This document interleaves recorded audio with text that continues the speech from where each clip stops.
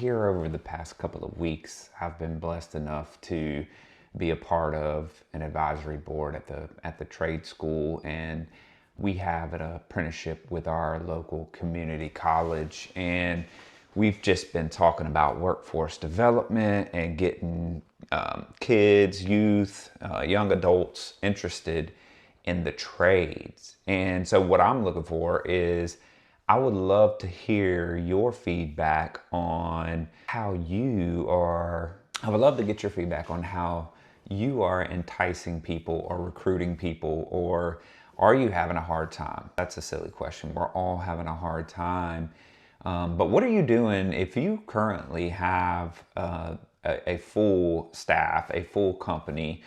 I would love to know what you're out there doing and what that looks like for you as far as how you're making your company relevant. And are you a company are you an individual contractor? Are you a service-based business that is growing? And how are you growing?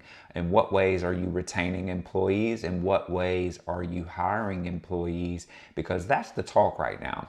It seems as if there's not a lot of people wanting to go into the trades, and as much as we harp on getting people to want to come into the trades, they're just not interested. And I feel there's a couple of reasons for that. Number one is that construction is looked at as a second option, not a primary choice for a career. Number two, I feel that people are not interested in the trades because when you look at the younger crowd who is on social media and uses their phone heavily and uses electronics and things like that heavily, they're highlighted by these influencers in different categories of interest. And construction right now, for the people who are already in it, they love watching construction videos. I love watching construction videos, educational videos, fun videos on TikTok and some of the platforms. But what I'm noticing is that there isn't a lot of construction influencers, as I would like to say. How can we take some of the people like Drywall Shorty and Mr. Build It and Fine Home Building and some of those, even our show where we do the how-tos, and Jenny from the Block, how do we take people like that and highlight them and continue to grow their social following? Because in my opinion right now, that's what it's going to take. It's a genuine interest to get people into the trades, but not just from a builder's perspective or a remodeler's perspective.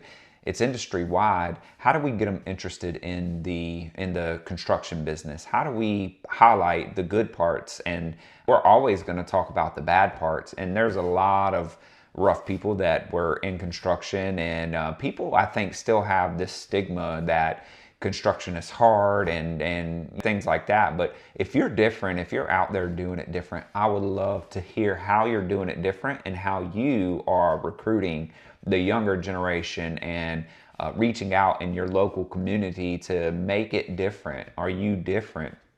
Are you a growing company to where you can tell these kids, these young adults that are in high school, hey, when you get done, I'm hiring, whether you've got a background in construction or not, I'm looking for good apprentices. How are you approaching the workforce issue and the lack of workforce and the lack of interest in construction? Or do you feel like that isn't a problem? Do you feel like there is an interest in construction and somehow we're, as an industry, we're missing that mark? People really need to see that there are people like them, and by highlighting some of the female influencers that are doing it, I think that will help attract more interest from the young women. I know our local Home Builders Association has the PWB, and they are doing so much. But how can we, as a show and as social influencers, how can we do more to project the trades, to project the construction industry, to make sure people are wanting to go into the trades? And part of the conversation we had with the local trade school as a part of their advisory board was we don't want to put a false narrative out there, where one of the instructors was saying, we do talk about the pay, and you can become, let's just say, a welder and go somewhere and make $100,000. But let's be honest with it. Let's talk about the real deal. How much do you actually start them at? What do they have to look forward to in the construction industry as a career? Let's highlight the individual trades, but also let's highlight project management, supervision, leadership. Let's talk to them about the roadmap to becoming either a craftsman, and you can go that track. We want people to be very good at what they do out in the field, but also the management track and having longevity and having a career. I still believe that the narrative is still out there that you're going to break your back and you're going to end up hurt, or you're going to end up in a bad way later in life if you go into the trades or go into construction.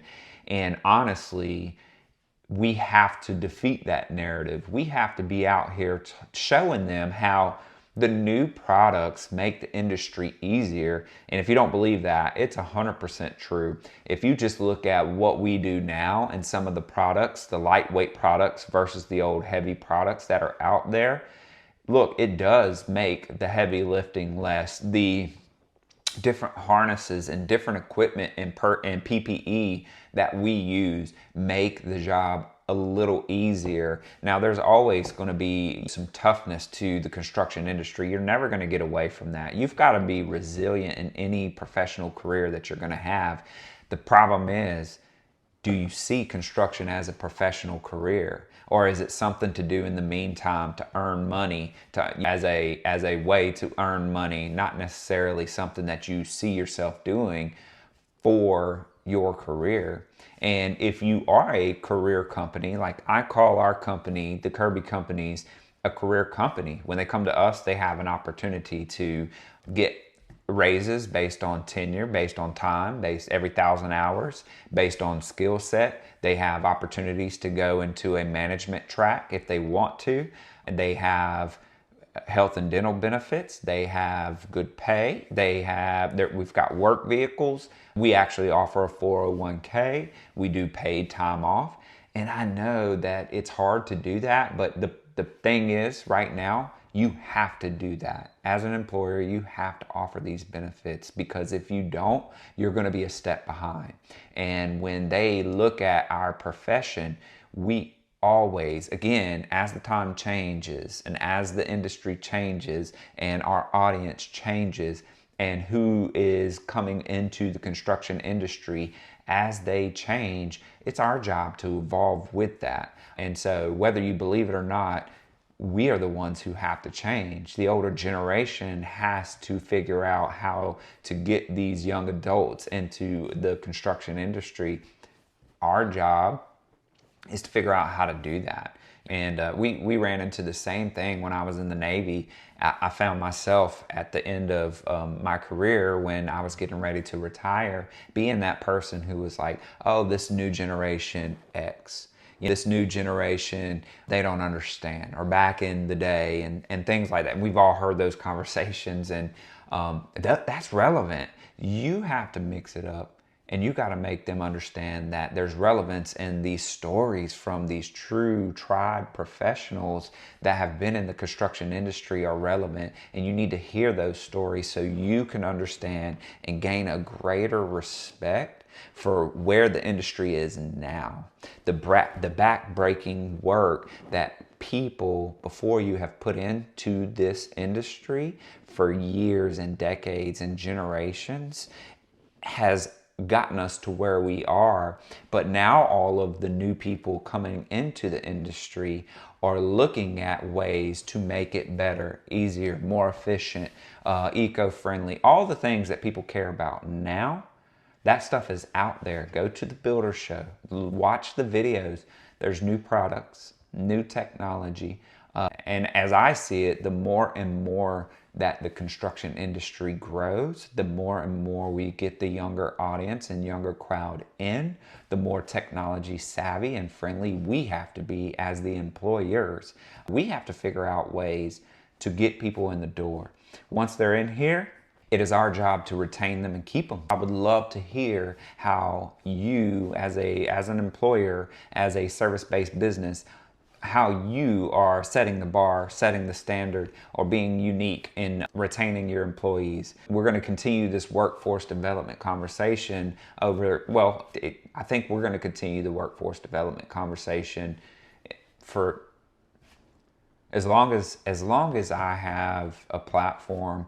I am going to continue to talk about workforce development. I am going to continue to highlight our industry, and I'm going to continue to change the narrative in construction. This is the best place to be. Once you learn a trade, no one can take that away from you. You will always have a job. You will always have a skill. And the better you become at that skill, the more you learn, the more money, the more credibility, the more respect, and the more opportunities you'll have.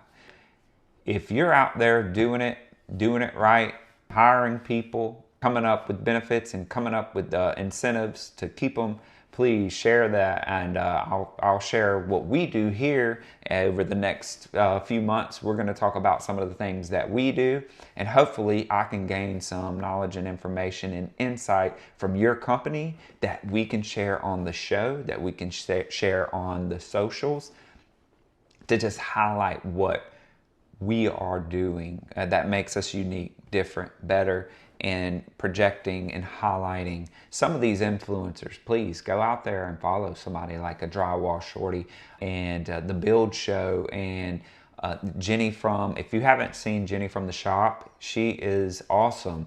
And there's more and more people that I'm connecting with every day as a part of this platform that I want to share and highlight. If there's somebody that I need to connect with or that needs to be on the show so we can continually evolve and show these construction influencers, please do that. This is something special. We're in a special time in construction that this is our time to shine, our time to get people into the industry, to get them excited. And to get them excited, we have to highlight everything that goes on in construction. We've got to be open, honest, and transparent about how we work, and we've got to show off what we can do and how our industry affects the entire economy. I don't think people realize how the home building and remodeling industry affects the entire economy. I appreciate all you guys and girls tuning in, and we're very blessed and we're very grateful. We love what we do and we want you to love it too. And that's what we are on a mission to do. And we're going to continue to talk about workforce development and get people excited about being in the trades and being in the construction industry.